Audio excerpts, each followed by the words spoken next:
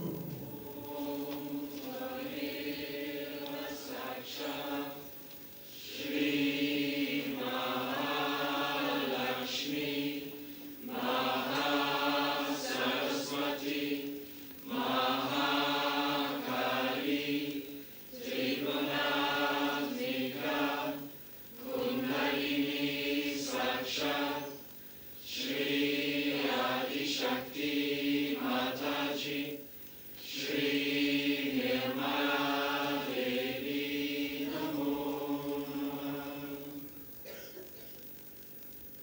Om Tadeva Saksha, Shri Kalki Saksha, Shri Adi Shakti Mataji, Shri Devi Namo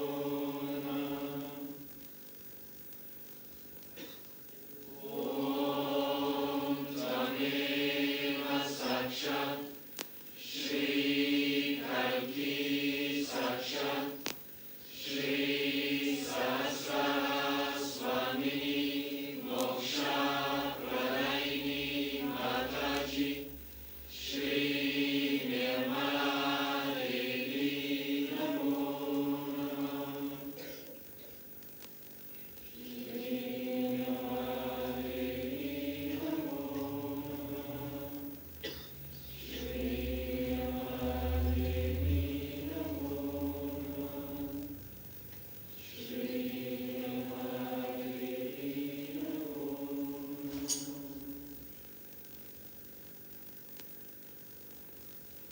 May God bless.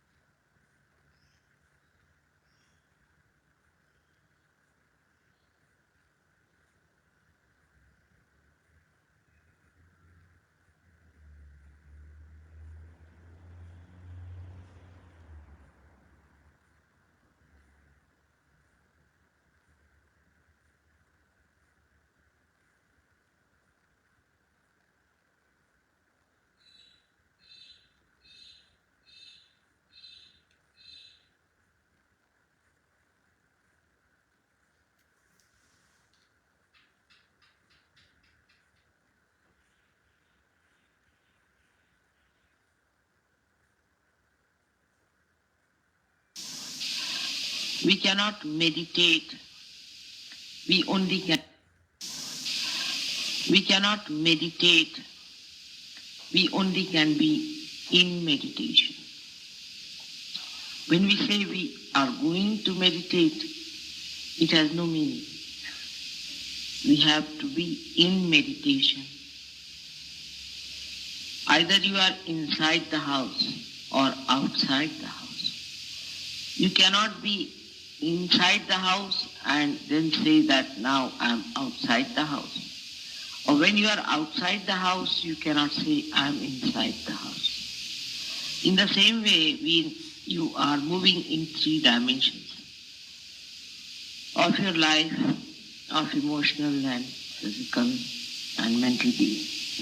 You are not inside yourself.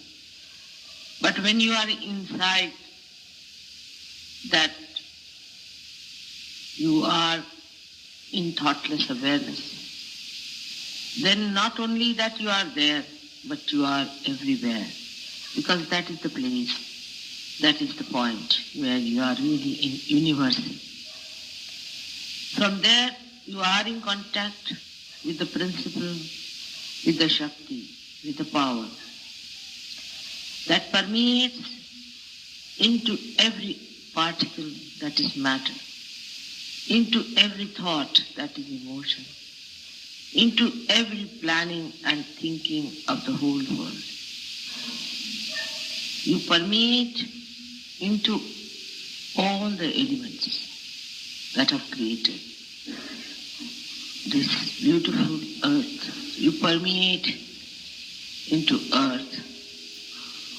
You permeate into Akasha, into Teja, into sound. But your movement is very slow. Then you say, I am meditating. That means you are moving in permeation with the universal being. But you are not moving yourself. You are just unloading yourself to be free from the weight of things that do not allow you to move. When you are in meditation, you must allow yourself to be in thoughtless awareness. There the unconscious itself, the achetana itself, will take charge of it. You will start moving with the force of Ajita. The unconscious is going to work it out. It is going to take you there where it wants you to go. You keep to thoughtless awareness all the time. Try to keep to thoughtless awareness as much as you can. When you are in thoughtless awareness, you must know that you are in the kingdom of God. And His people, His arrangements, His consciousness is going to look after you. Even when you are giving vibrations to other people, I have noticed that you are not in thoughtless awareness. If you give vibrations in thoughtless awareness, you will not catch it. Because all these entities that enter into you, all these material problems that come into you, come when you are in those 3 dimensions.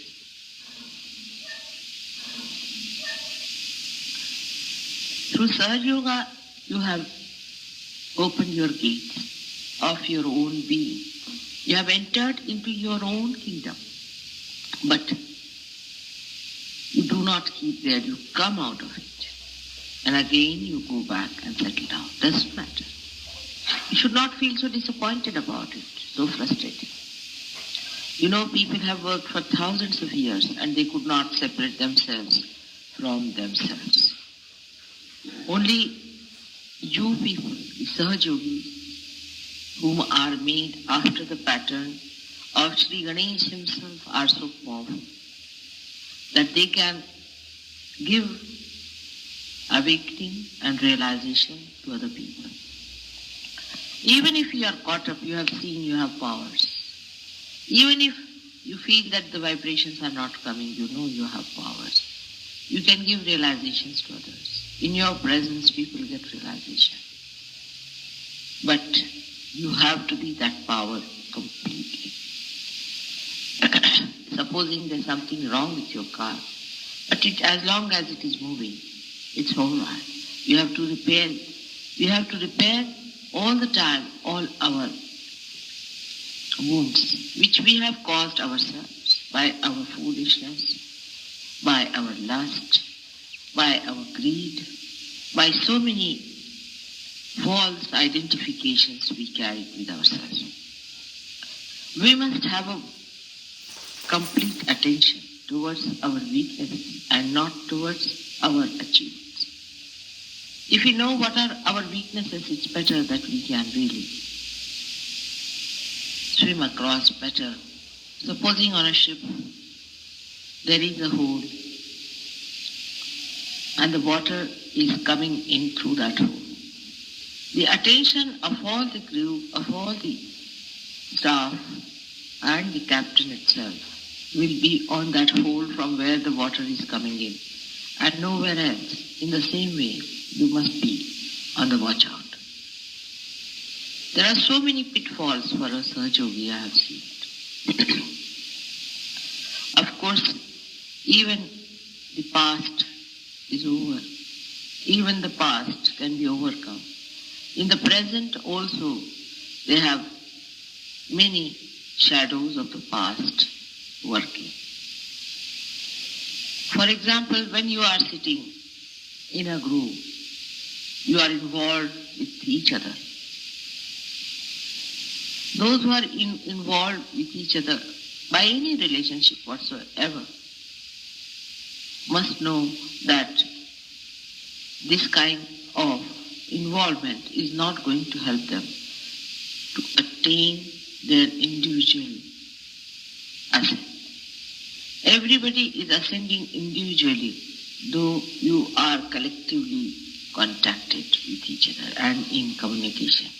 But the ascendance is individual, absolutely individual. So whether he is your son, brother, sister, wife, friend, you must remember that you are not responsible for their ascendance. You cannot help them for their ascendance. Only Mother's grace and their own desire, their own effort to give up all that is three-dimensional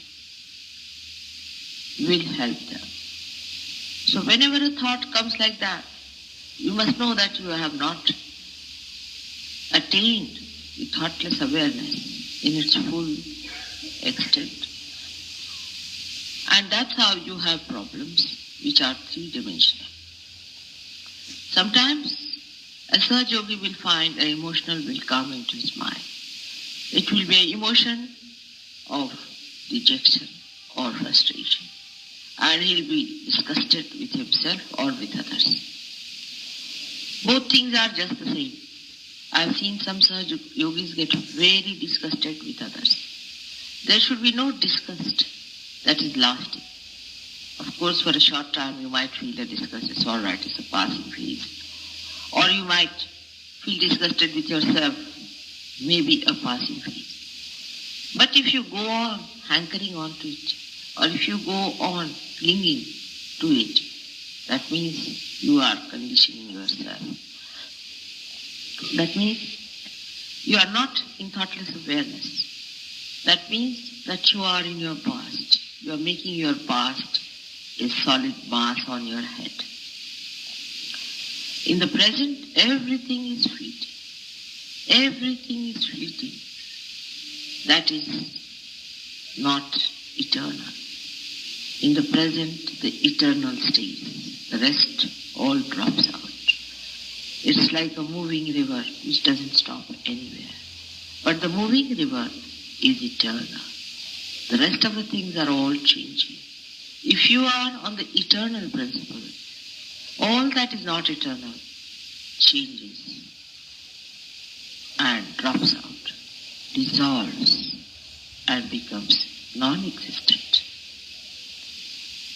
We have to understand our own dignity, our own essence. The first and foremost is that all the Sahajogis are the chosen ones. They are the people whom God has chosen. In this city of Delhi, there are thousands and thousands of people. All over the world, there are so many people that we are suffering from overpopulation. But in Sahaja Yoga, there are very, very few people. And when you are chosen the first, you must also realize that you are the foundation. You are the stones that are to be laid down and have to be strong, have to be forbearing. And that's why it is necessary that all of you who are now few, who are the first lamps that are going to enlighten other lamps in the world, you have to enjoy the strength of eternity, the strength of divine love, the strength of this universal being that you are. This is what meditation is.